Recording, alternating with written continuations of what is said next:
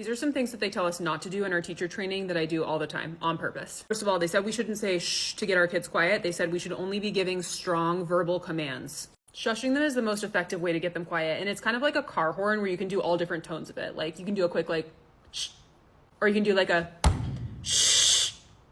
It's universally recognized. It's a classic. If it's good enough for the guards in the Sistine Chapel, it's good enough for me. Number 2, they told us not to reinvent the wheel. They said that someone out there has taught exactly what we've taught better, so we should just use the resources that already exist. One thing about me, I'm going to reinvent the wheel. I have materials I've created that only would make sense if you knew me, my personality, my exact sense of humor, and also maybe like the inside jokes I've formed with a specific class over an entire year. I invented a board game to help my students learn, and the rules are insane and it makes absolutely no sense to any other teacher I've tried to explain it to. That's my invention. That's my creation. It took an insane amount of time.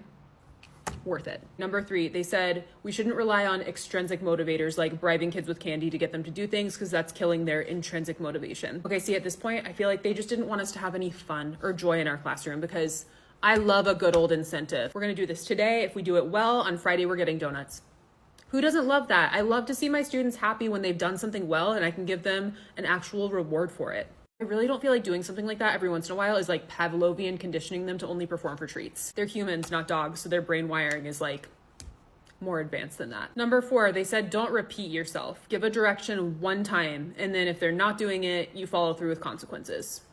Okay, first of all, that sounds draconian. Second of all, I love to repeat myself. If you just repeat yourself, you can annoy them. Like if they're not doing what you're asking them to, like plugging their Chromebooks in or something, you can just repeat it like a broken record and then they start doing it because they want you to shut up. Also, I start repeating myself to subliminally message them to do something. Like if they're supposed to read chapter 8 for tomorrow, I'll just start like plugging in read chapter 8 whenever I can, and then I'll just like repeat it 7 times as they're walking out the door, and then it might stick in there. Anyway, these are my thoughts. Let me know the rules you learned in teacher school that you break every day.